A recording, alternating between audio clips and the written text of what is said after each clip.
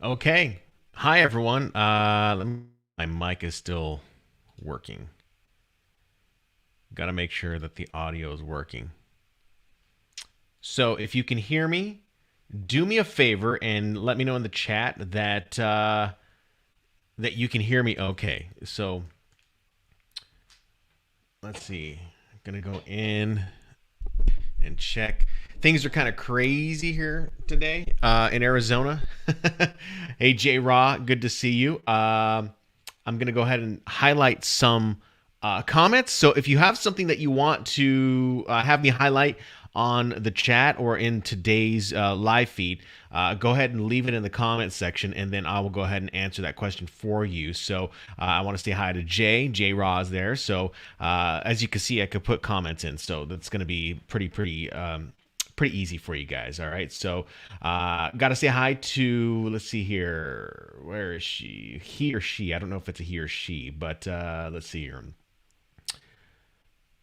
I think MGTOW Academy doing great. How are you? I asked the question, how are you?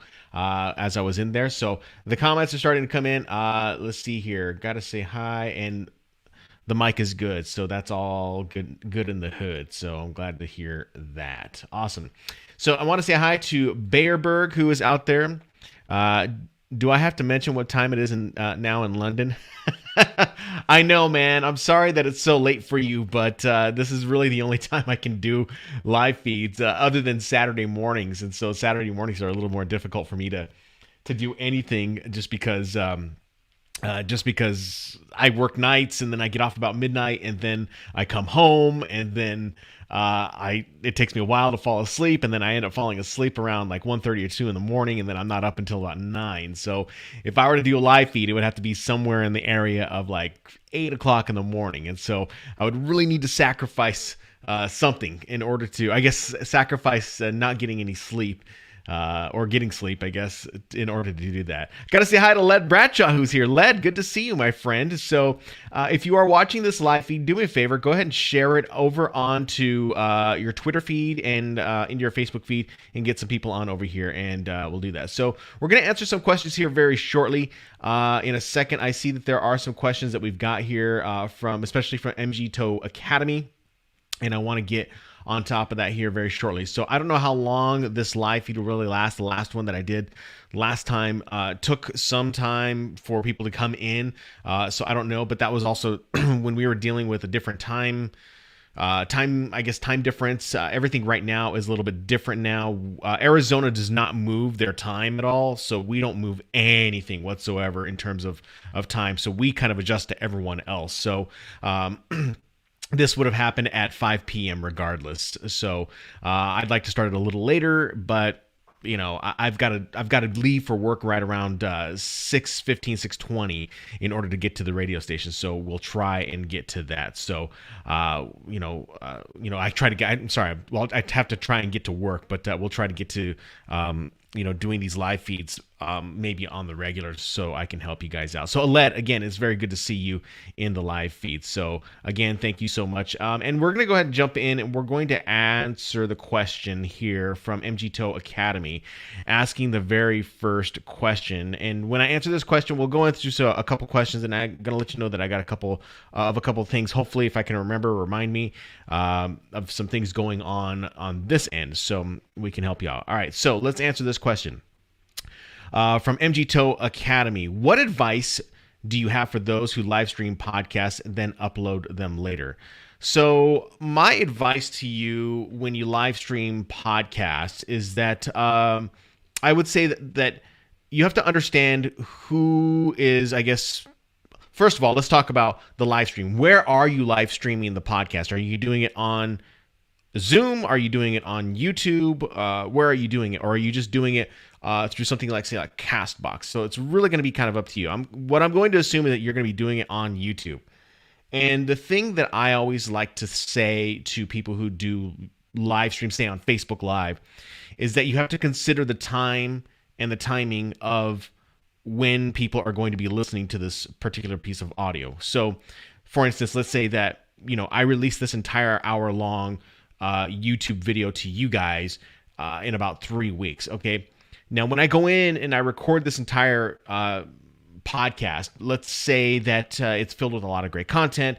It's got a lot of actionable tips and tricks for people to go in and start applying onto their podcast. But then I pull down that audio and then I'm going to re-release it as a brand new podcast that's audio version only. All right.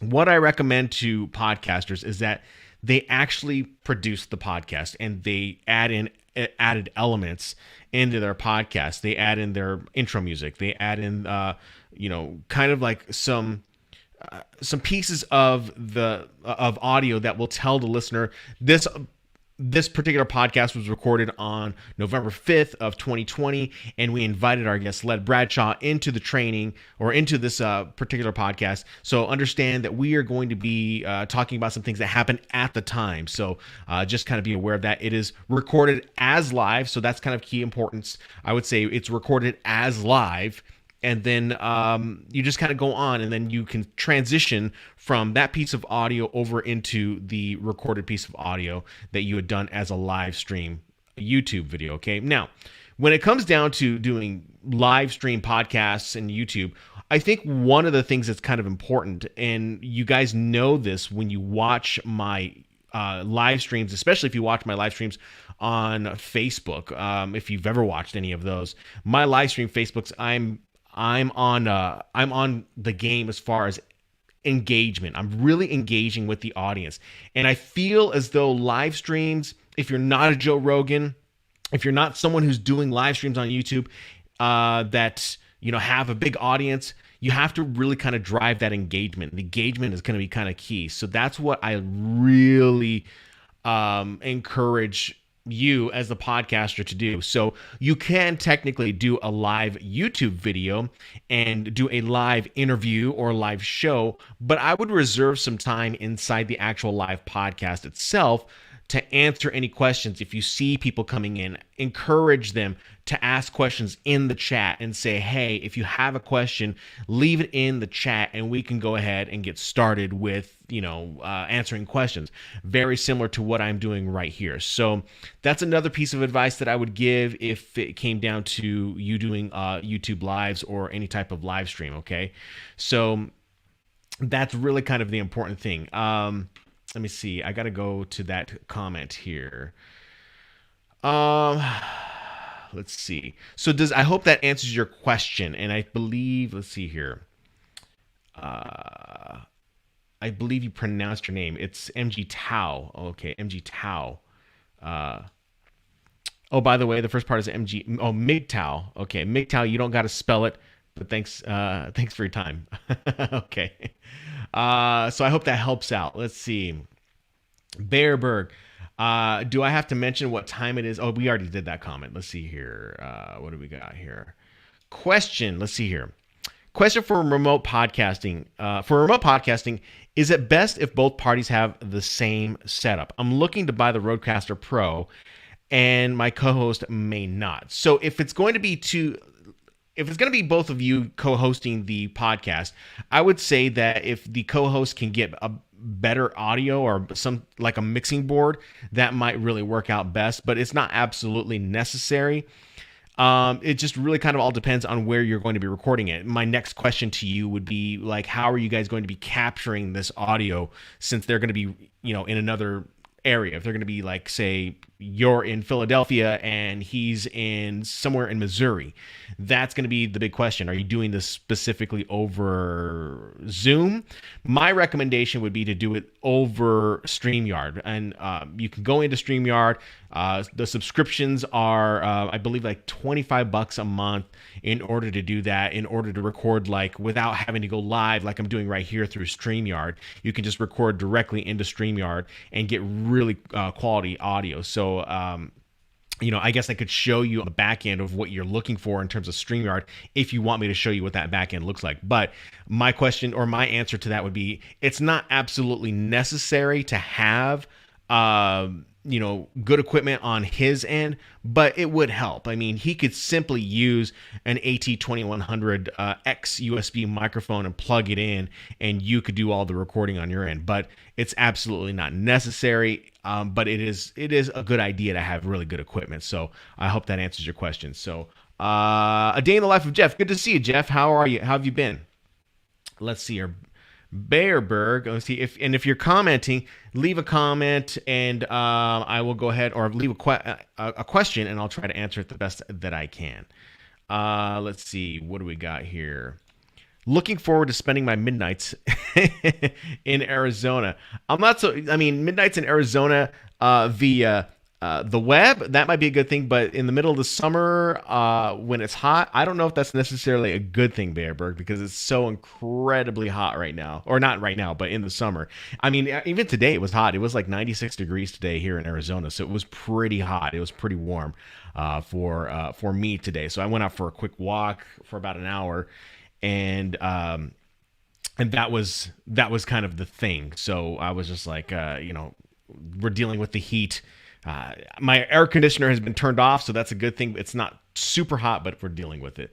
Let's see. What do we got? Yeah, I hope you're having a good day today as well, Jeff. Let's see. So MGTOW, yeah. So if you're doing it on YouTube, I would recommend that if you're going to do it on YouTube, that you dedicate some time to recording that interview and then dedicate some time to getting some interaction. You're going to help build your YouTube channel that way. I recommend to podcasters that they implement some type of YouTube strategy inside of podcasting itself. So if you're going to record a podcast over YouTube, then I recommend that you just don't use the YouTube channel to just stream live. One of the big misconceptions that I think that YouTubers or that podcasters have is that they think that they can go ahead and they could go in and just do live video streams on YouTube and then call it a day. And that just is not the circumstance. There is a lot more that goes into YouTube. In fact, this next week's video that I'm going to be releasing on YouTube on Tuesday is going to specifically focus all on the reasons why a podcaster needs to have these strategies in place. I have a video up on YouTube right now that I did a couple years ago where I basically told podcasters, don't just get audio and then slap it up onto YouTube and just have it be audio without any moving pictures, because YouTube just does not favor that at all. And then it really drives the rank down of your channel, and you're not really getting any benefit out of YouTube itself. So if you're going to do a YouTube interview or a podcast on YouTube, it's best if you're recording the camera back and forth so that you can take individualized clips from that particular interview and then repurpose them back onto your YouTube channel. We have to remember that when we look at things on YouTube, at least I look at things on YouTube. When I look at things on YouTube, I'm looking at them, and most of those things are about 5 to 10 minutes long.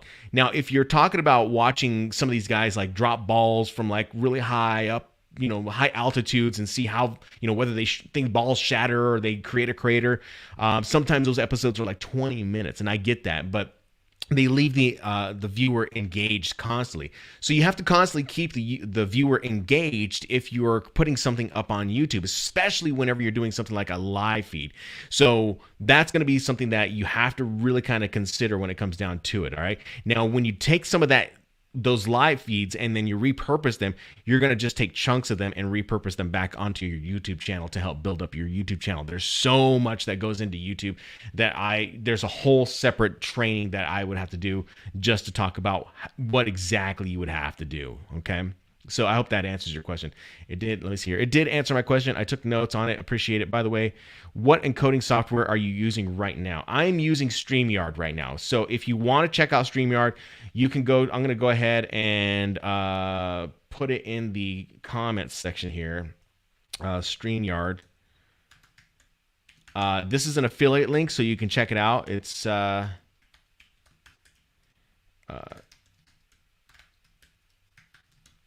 there you go. So that is the link for it right there. Can I pin this? Put user in time. No, I can't do anything like that. Okay, so yeah, that's where it's going to be. So if you want to check out StreamYard, that is an actual affiliate link. So I do get commission on whatever, or I do get like, I guess like a $25 or $10 referral fee or something like that. So if you decide that you want to use StreamYard, StreamYard is going to be the one that you will end up using. Okay, so I hope that does help out. So check that out. Let's see. I got to go to another question. Jay wants me to show StreamYard. Okay, I can show you StreamYard. So let's go in, and I'm going to let me open up a different window for StreamYard.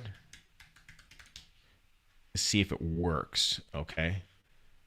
And I've got to put it in a different window so that it doesn't. You guys aren't all confused. Okay. So let me see. Share my screen. Oh. I just got a brand new Mac, guys, and hang on. Oh, I don't want to do that. Hang on. Hang on real quick. Okay, there we go. I hope this works. I hope it works. Chrome tab, application window.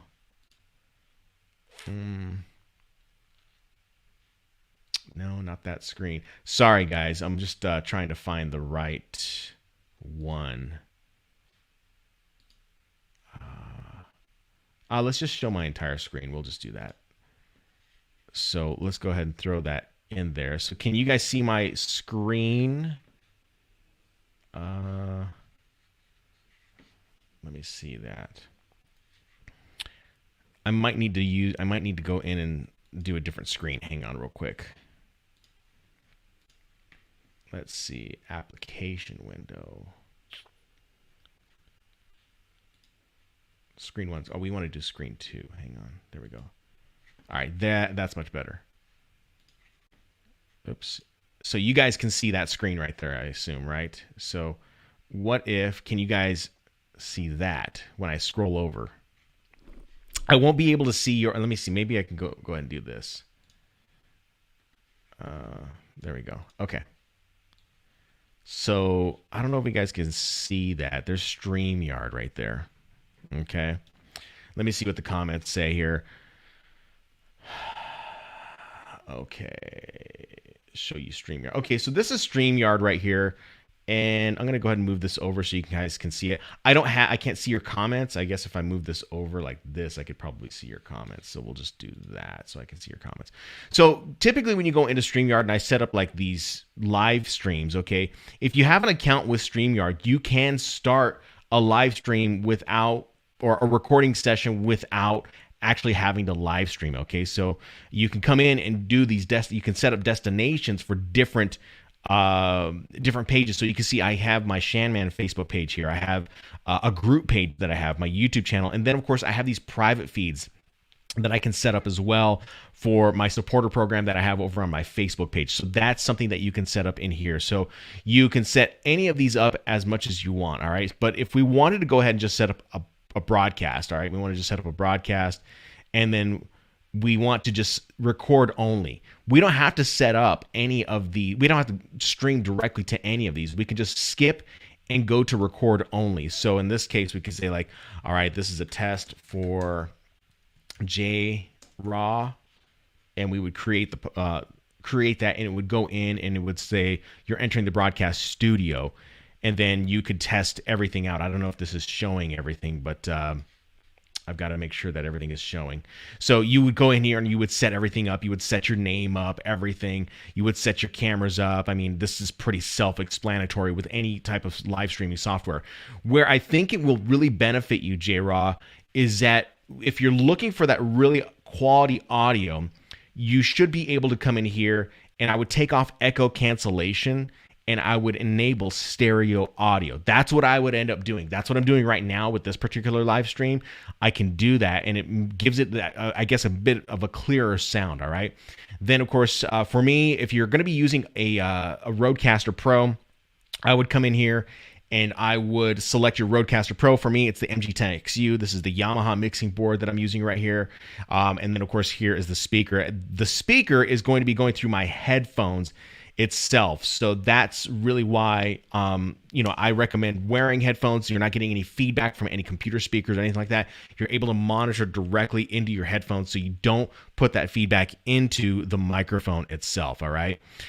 You can use green screen. I'm not really going to be using green screen. And then of course you can use your different your cameras as well. All right. And then once you're ready, you just jump into the broadcast studio, and then of course from here, you would just go ahead and you would add someone. So in order to invite someone, obviously you're going to come in and you're going to give them a link right here. So you would copy this link and then send it on over to them to join your live stream. Okay, so that would be one thing that you could end up doing, and that's a very cool feature. I mean, this is very old school days. Google Plus, Google Hangouts. This is how Google Hangouts used to work, but StreamYard seems to have perfected this a lot better. So you can obviously Gmail, email, Messenger this link to them, okay?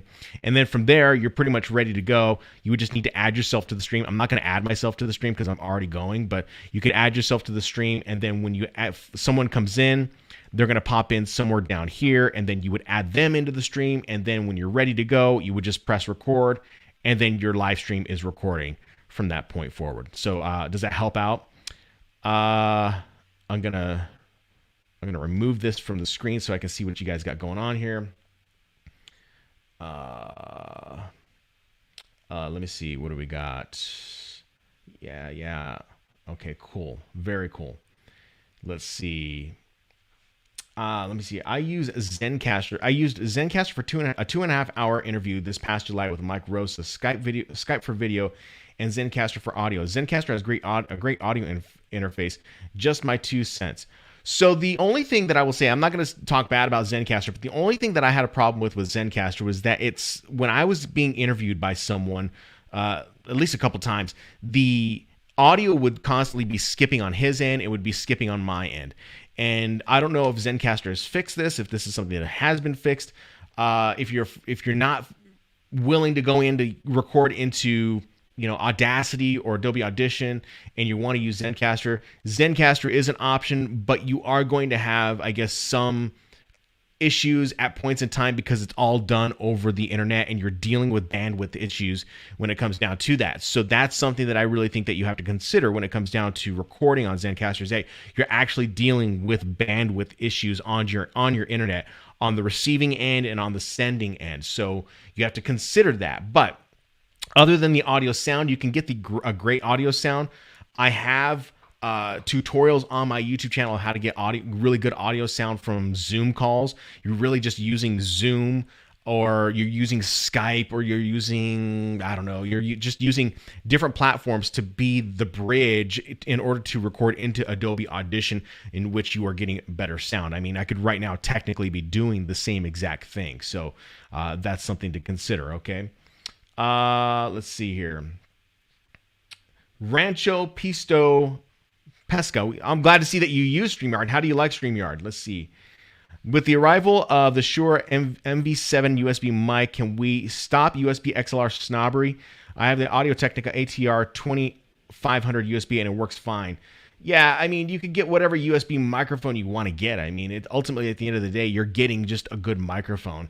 And it's not going to be cheap to buy a microphone, at least a decent sounding microphone. So I would say just get a microphone that's at least over $50, because if you're getting anything that's like 25, it's probably going to break within a couple of weeks or months. I don't know. I mean, I can't say for sure. So that's just something to think about. Jeff says, I use Zoom to record my episodes, then edit them both for YouTube and Anchor FM. Hey, Shaman, what are some tips for optimal mic positioning? It's really going to depend. I recommend that you actually, if you're going to be doing it, you're like this close. Let me turn this off real quick. Hang on. I get pretty close to the microphone because I get a little bit of a richer sound. But the mic positioning that I have here, you could talk directly into the microphone like this, but I typically have the mic slanted, and then what I do is I talk. As you can see, I'm talking directly kind of through the microphone, but you could kind of hear the difference when I turn the microphone. If you got a really good ear, you can hear that it's a little clearer, so it's like a little more rich. But then if I turn the microphone, you can see that it's like positioned a little bit different. The reason why I position the microphone to the side at least a little bit is so that when I talk into the microphone, I'm not popping you're not hearing the plosives and the popping so much. And so, here you're not really hearing too many plosives because I have the mic, I can't even think of what it's called right now, but I got the mic guard right here. Okay. So I got the pop guard here. So, it's going to reduce the plosives. A lot of the podcasters, let me grab it real quick.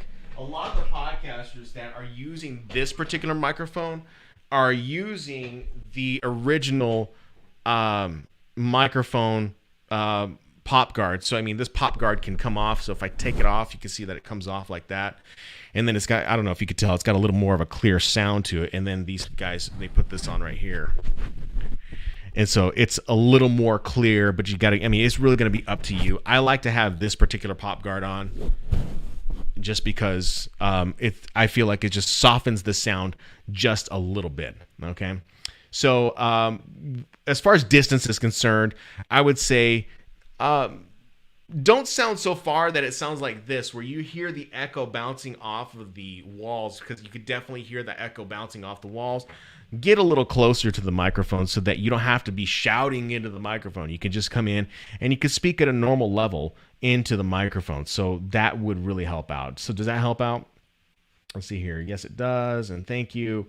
It was fixed when I used Zencastr. I had no issues at all. Audio is recorded locally. I believe that it's uploaded and you can download it. Maybe I'm wrong, but that's what I recall. I would check for the if it's locally on their end. I know locally on their end, it might be okay. But for me, it's more about eliminating steps. I don't like having too many steps in the process of recording audio.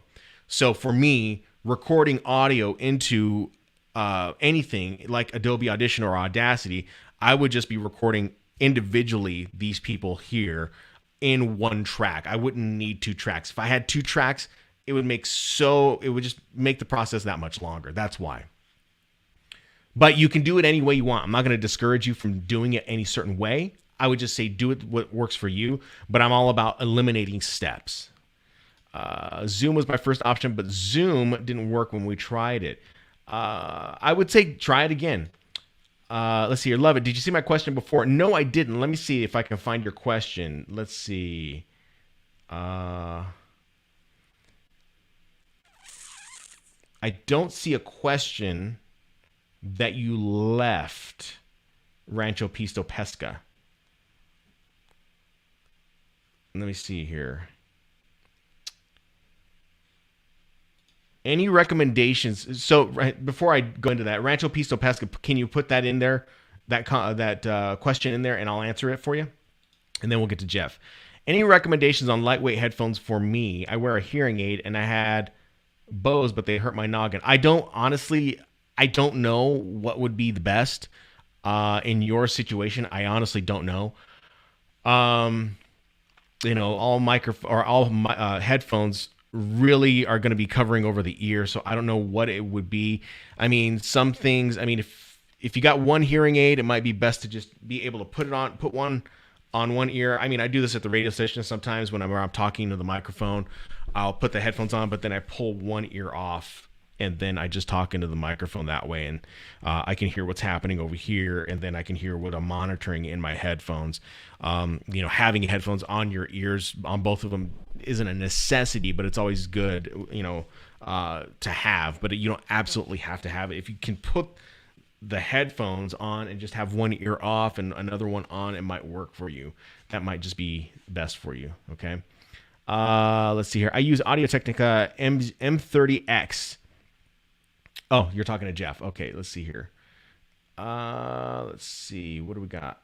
Bayerberg. Let's see here. Eating the mic on your podcast is not the best of techniques. You might be giving off the brand of ketchup you prefer, along with swallows and sharper air intakes. See, I'm not a big person who's on worrying about air intakes or swallows or anything like that. I'm not big on that. To me, that's just overthinking the process, but I know there's people out there that find that being the most important thing of their podcast. And Personally, I don't look at those things as being important. The content is what is important. Regulating your voice is what's important. Being able to know how to hang on one breath and speak into the microphone is important. But I don't look on air intakes. I don't think that it's a big thing. There are people who just find that to be a thing. But I would say that you got to do what's best for you. You got to do what you think is going to sound right. Just being in radio for 20 years, that's something that no one really even cares about. I mean, we're not even worried about that. Not even the consultants worry about it. So they're not really going in there and saying like, you're taking too many air intakes or you're swallowing too much. If you have to take air intakes or you have to breathe in or you have to swallow, you have to take a drink of water, you can always pull away from the microphone. Something that I do on the air all the time is that I'll speak into the microphone and then I'll pull away, on purpose. So mic technique is really kind of like, you've learned it over time. You learn how to manipulate the microphone over time. You learn how to get close to the microphone. You learn how to regulate how loud your voice is going to go into the microphone.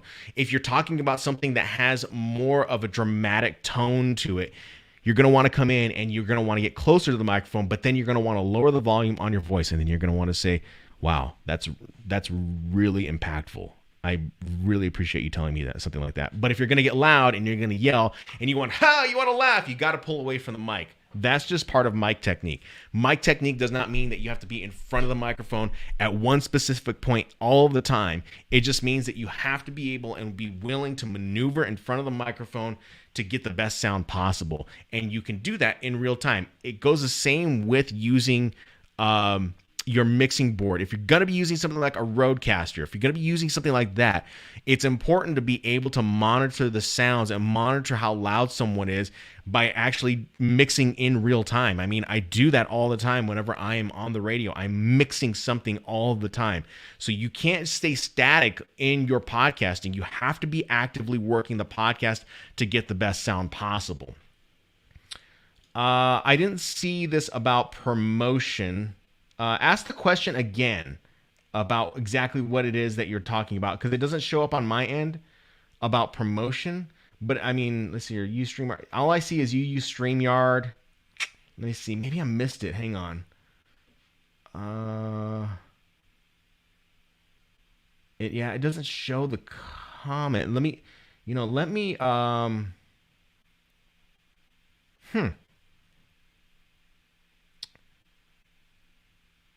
Let me see here. Hang on. Let me go over into YouTube. Where's my YouTube? And let me see. Oh, you know what? Here it is. It flagged it inside of YouTube, so now I can see it. Okay, that's why. Let me see if it will show up. I'll read it here. I'll read it here because I don't know. It's not showing up on my end.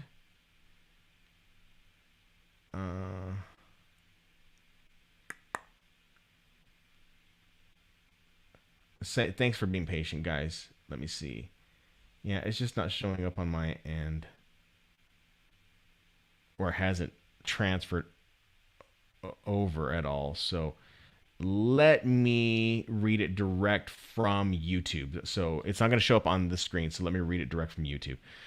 So, do you promote your YouTube podcast with Google advertising or just organically? I have an outdoors podcast and want to promote it on Spotify, iTunes, Facebook. Facebook I can do, but any tips on promo?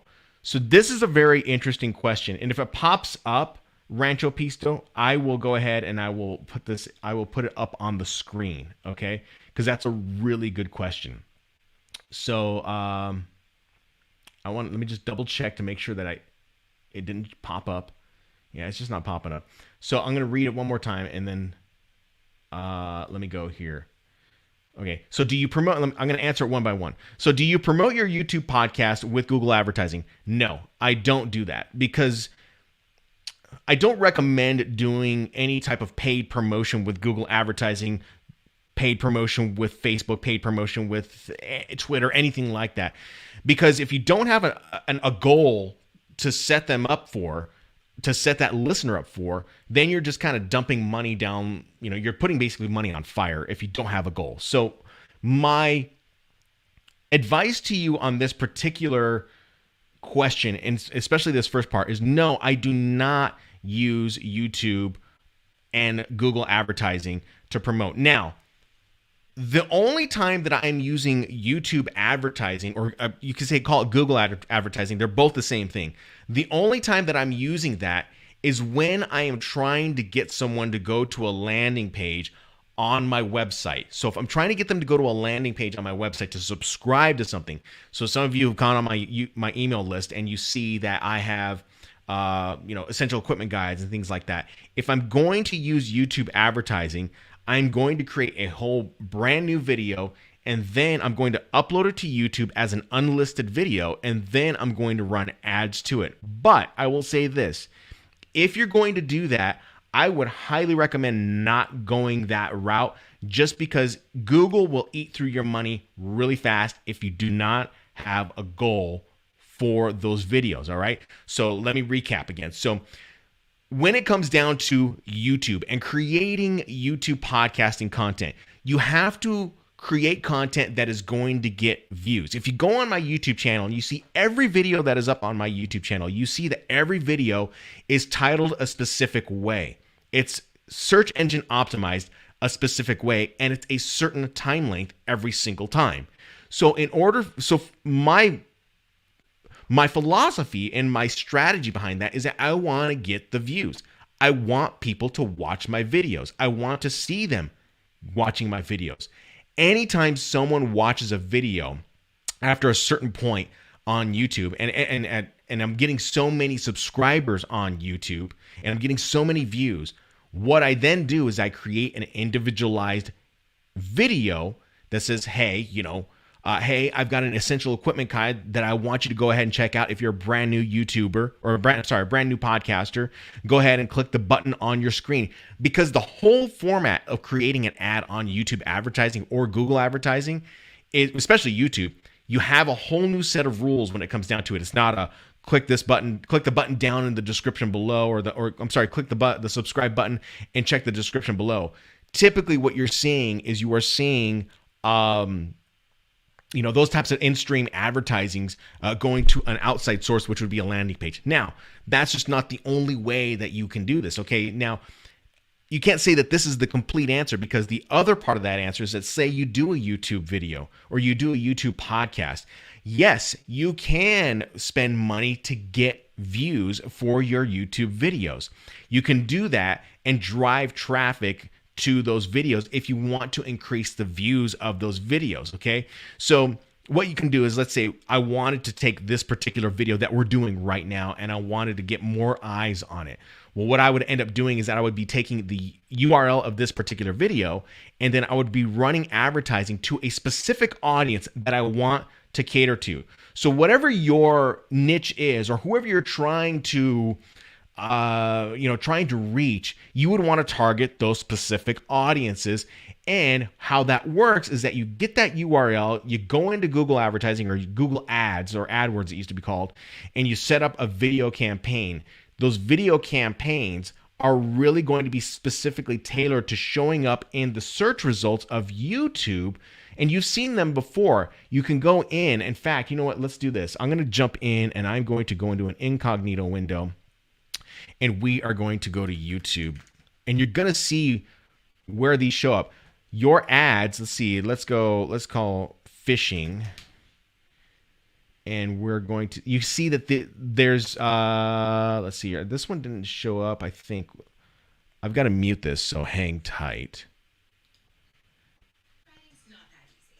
Okay, we're going to pause that. This is where these ads show up. This is like right here. This is where that ad would show up, or this is where that display ad, this is what they call it, a display ad. Oh, wait, you guys can't see this. I'm sorry. Sorry about that, guys. Hang on. I'm sorry. Let me go to my StreamYard. Add to stream. All right, let me go in and look at this. So I hope you guys can you guys see that? So I can see your thing. So what I did, let me jump back into YouTube. So we're going to go jump back into YouTube, and then we are going to let's type in fishing. you're going to get a set of search results, all right? And you pick whatever video that you want to watch. So you go here and you're going to get an ad, all right? Or maybe I come here. Let me go back to this first one because I think there was an ad before this. And there's no ads showing up, probably because it limited it. So let's go in. Let's choose pottery. And we'll try pottery. And we'll come in. Okay, we're going to stop. That display ad that I'm talking about that you would set up in Google Ads would show up right here. Okay, now this is going to be a video. I don't know if this is a video that is going to be, just goes directly to a YouTube video. Like we can go ahead and click on it. And then this just takes you to a video right here. And you can see it's got 7 million views. Check out the game. Battle Royale players are flocking. So this must be just a straight ad. I don't know what this is. So it must be something that has to do with gaming. I don't know what that is. But that's how you would work that. That's the way I would get some subscribers. So if you're going to do this, there's a whole strategy that goes into this. It gets very involved. So it's something that I would love to spend more time on if you guys want me to do that, but it's a lot more time. That's going to take a long time for me to go in, but it is worth it at times. You just have to be aware of what you're doing, okay? Let me see. I'm going to remove this. I want to answer the second part of that question that you had. Organically. So organically for me, everything goes on YouTube. So if you're trying to get eyes or ears on your podcast, what I recommend that you do, and this is probably the best advice that I can give you, and it's not the worst advice because this is the piece of advice that most podcasters miss the most. Like they miss this opportunity the most. So if you're creating a podcast, create the content, but the most important piece is go on other people's podcasts. Because what you're doing is you are going on other people's podcasts of other people who have an audience that trust them, who are now going to trust you and want to learn more about you. So when you're going and you're promoting, go and promote on other people's podcasts while at the same time developing and building your own content on your own. So your own podcast. That's going to be giving you more ears. So the promotion game is constant. You're always going and you're always trying to push people to come into your universe in some way. So you're always promoting regardless, no matter what, okay? I have an outdoors podcast and want to promote it on Spotify. If I were you, if you're in outdoors, I would go directly to fishing podcasts. I would go to, maybe there's some fitness, like some Ragnar podcast that talks specifically all about the outdoors or where you can go to do certain, go run or something like that.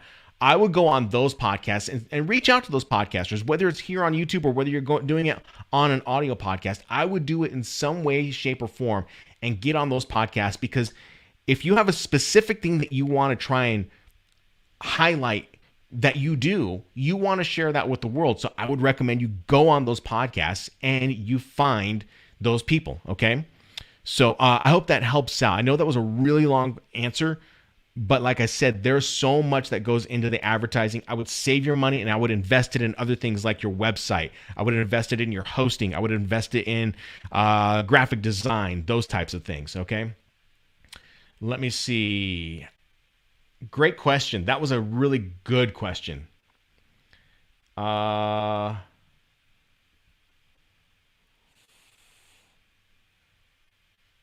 me go into this question from J Raw. And I'm going to move this camera down a little bit if I can, so you guys can see my face. What's good advice for someone like me who's rebranding my podcast? I haven't recorded anything for about 4 years, and I'm looking back to get back in the game.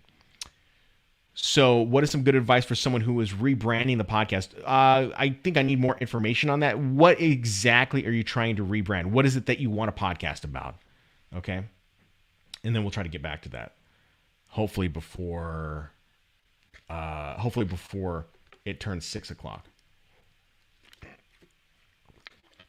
Excuse me. Sorry about that.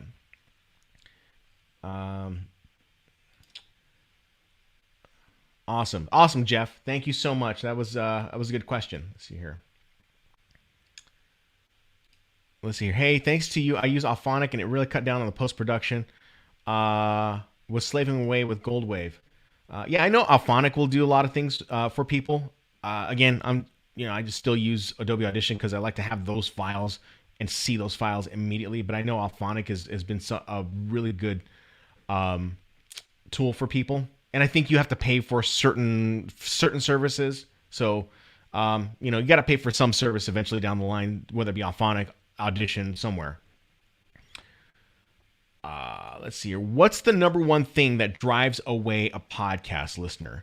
This is interesting because I think there's a number of things that will drive away a podcast listener, and it just depends on the audience that you really want to reach. So when you think about the number one thing that's going to drive away a podcast listener is not getting to the content. Get directly into the content.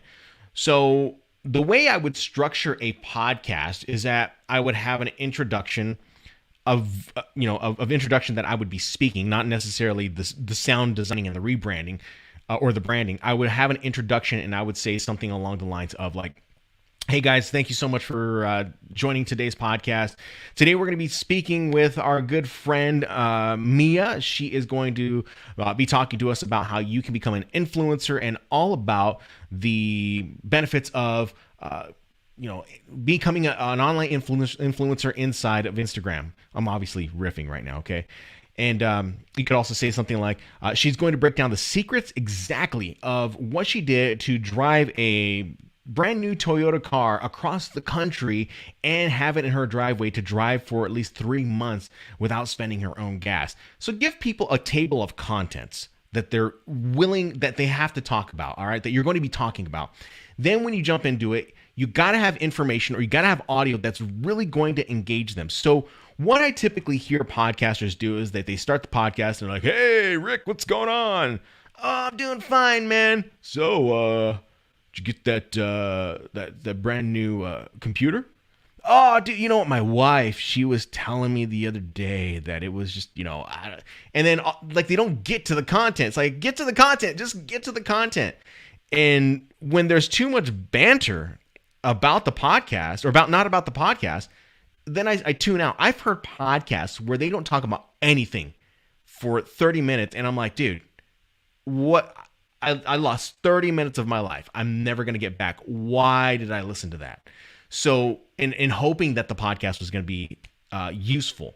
So we got to think about the nature of podcasts, all right? And think about why people listen. They are there typically to learn something or be entertained, all right? Let's see here. King Vaith, what's going on? Something went wrong with the feed. Uh-oh. Is it still going on? Oh, it's still there. At least on my end. I hope you guys are still seeing this. Let's see here.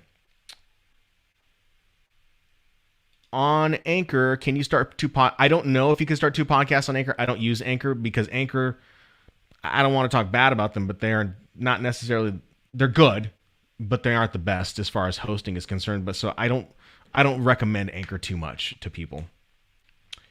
Let's see here. Okay, so the podcast in an J-Raw. Okay, so the podcast in an entertainment-based show with my co-host who's remote. We have social media set and looking to start back up. Okay, so what entertainment? That's my next question. What entertainment are you like? Is it general entertainment? Is it entertainment in sports? Is it movie entertainment? Like if you're gonna do it, you got to really kind of focus in on like what exactly the entertainment is gonna be about. Because if people, like my friends, I always use this as an example. My friends, Jimmy and James from the Crime and Sports podcast and Small Town Murder podcast. It's a specific podcast all about murder. It's a true crime podcast, but they can make it entertaining. They can be entertaining. So if you can be in a niche where you're talking about, I don't know. I mean, you could say it's outdoors. You could say it's all about gardening tips. You could say it's all about, I don't know, maybe it's tech. Maybe you're talking specifically about Apple products themselves, but you make it entertaining. You have to really figure out what that niche is because we look at podcasts based on what the categories are, right? We go in and we want to learn something about tech. Well, maybe you can make a tech podcast that's entertaining. All right. So that's something that is interesting to think about. Okay. So that's something to think about. Let's see here. Breast cancer sip and chat with Queen Bee. Hi, Queen Bee. How are you? Glad to see that you're still there. And I'm still here too. Okay. We got about 10 minutes left. So hang tight.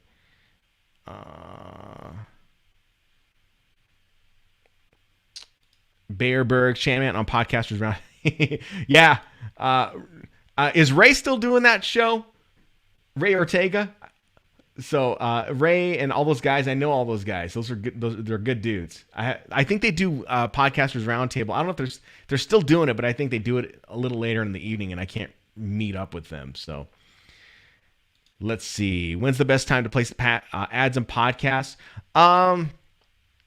This is such an interesting question just because I tell people like that. Why do you want to place ads in your podcast? What's the purpose of having ads in your podcast? I've said in the beginning, I say do it in the beginning, but sometimes you don't have them in the beginning. It just depends. It really depends on your audience. You got to be really focused on what your audience likes and listens to. So you hear a lot of podcasters do it as a pre-roll. You hear some podcasters do it as a mid-roll. There's a whole guide on my website that talks about this. Let's see. General entertainment, music, sports, and movies. So you're talking general. So general entertainment, that might be a little too broad, but I would say it could be okay. It could be okay, but if you can niche it down a little bit more where you guys have an expertise that you like to really talk about most, you can really talk about that one thing the best. And then while you talk about that one thing the best, you can always jump into those other areas, but focus on one thing that you're really good at. So maybe it's movies. Maybe you guys are really great about movies. You can have a segment inside of your podcast that specifically you transition directly over into a whole different area of your, of that niche. So you can say like, talk about movies. You talk about the top 3 movies of the week. And then you can say like, okay, we're going to talk about the best, top 5 acting fails of those 3 movies or whatever. And then you talk about that, say, for 30 minutes, and then you can transition to a whole new segment. It's like, okay, today let's talk specifically about blank, blank, blank, blank, blank in the podcasting space. You could talk about that. But I would focus specifically on something and just not make it general. What are your thoughts on starting an email list to repurpose content? Every podcaster is going to tell you, every podcaster is doing it right is going to tell you to have an email list. I mean, not all of us can be a Joe Rogan. I mean, not all of us can do Joe Rogan type stuff. He had an audience, he brought them over, and that's what he did. But when you're trying to build an audience, have an email list. That's something that's going to be very, very important. Okay. Let's see. Hi, love. Well, hello to you. Yes. Let's see. We are going to go. Yup. Did YouTube flag my question above? I think it happened. Let me check YouTube. Hang tight. Let me look at that real quick. Oh,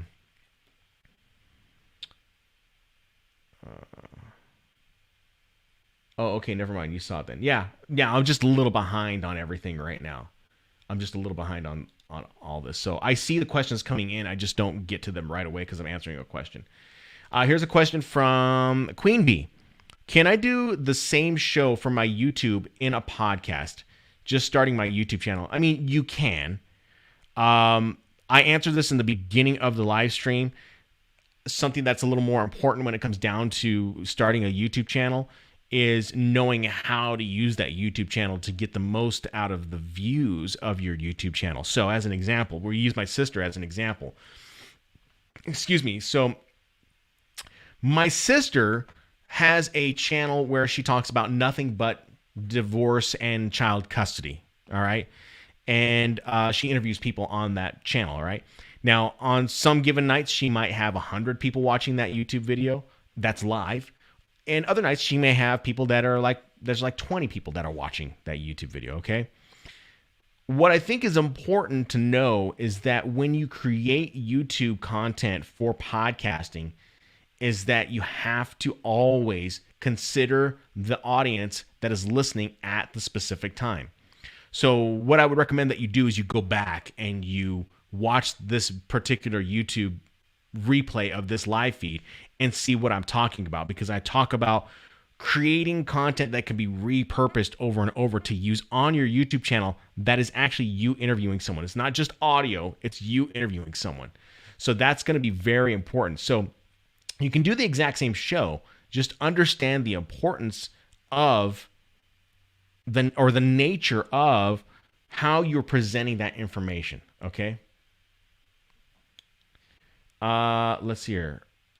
Oh, okay, so Joe Rogan did have his own email address. I just know in the beginning that many years ago when he was first starting out, he just got on YouTube. So if he had an email list and he drove people to that podcast, then yes, I would do that. Let's see here. Around the clock. I used you as an example in my recent videos. Let's see here. Good to see you again. Is there an online source for those of us looking for on-air talent for their podcast? I'm in need of co-hosts. That's a difficult question that is not impossible to answer, but is a difficult question, because if you're looking for an on-air talent, they're probably going to be looking for money. And if you go to any radio websites, they're looking for money. It's difficult to find those type of people who just want to do a podcast on their own. So you can always go to allaccess.com to find and go into, like, I guess the careers section and see if there's someone there. If you're willing to hire someone, but someone's probably going to want to get paid. That's what we're looking at. All right. So there used to be a couple of other industry websites. It just really is going to depend on you. That's why I say it's like a difficult question to answer, because what's the purpose of your podcast? And they've got to have the same interest with you. Now, let's reframe that. Okay, let's look at it this way. All right, if you're looking for someone to co-host a podcast with in the niche that you're in, I would go into Facebook groups and I would join Facebook groups and see if there's someone that you can really jibe with. And then say, hey, do you want to do a podcast with me? So that's where I would go. I wouldn't just go looking to hire someone, I guess. But I guess if that's what you're looking at. Let me see here. Sounds like a plan. You're very welcome, Queen Bee. For email lists, I need a free email list. Any ideas? There really is. I'm going to tell you this right now. And I mean, I don't want to come down on you at all, but you're going to end up having to pay for a lot of things when it comes down to doing email lists. You can do a lot of free stuff with MailChimp, but free just isn't going to get you to it's going to get to a certain point, and then you're going to have to take it to the next level. So just that's a heads up. Okay, if you're going to do this stuff, you want to try and take it to the next level, you're going to have to pay for some of these services, because the free version is just a way to whet your appetite into knowing that it can do a lot more. So that's why I recommend that you consider and really think about what you're going to be getting into. Make sure you're getting in on the best one that is possible. So I would say MailChimp. All right. So like I said, I'm not trying to come down on you. I'm just going to say you're going to have to spend money eventually. Let me go here. Yeah, subreddit would be a really great idea. Go into a subreddit, Facebook groups, just find someone that you can jibe with, because if you're just going to hire someone, and they may not work out. It may not work out. So, okay. So great questions today, guys. And MGTOW, thank you for all the questions. Bearberg, thanks for hanging out and sharing thoughts. I appreciate it. It's very good to see a lot of you guys here, and for answering questions. I've got to actually get ready to go. But in the meantime, if you've not jumped on over to my email list and subscribed over there, of course, you get notified when I drop brand new videos, but I get to do things like this. So they don't always come through on YouTube, or someone's not necessarily paying attention to YouTube, but they're paying attention to email. You can go in and do that. All right. So go over to theshanman.com and you can find my a box there that will allow you to subscribe to my email list. Okay. So in the meantime, if you guys have no other questions, I hope that you guys are surviving the election. And if you're in America, it's been crazy. And so It's been crazy here in Arizona. We're like counting votes very, very slow, and it's just kind of, it's not fun right now. So yeah, that's the story. But in the meantime, best of luck with what you got going on with your podcast. If you have any questions, feel free to reach out to me through my website or just reach out to me on social media, and I'll do my best to try and get back to you as fast as I can. I can't promise I'll get to you right away, but I do check the comments in the YouTube section of my YouTube channel. I'll get back to you as soon as I can. All right. So in the meantime, you guys have a great one. I will talk to you guys next time. And again, hopefully on that email list to find out when I do a live stream again. Okay. So we'll talk to you guys later. All right. Bye.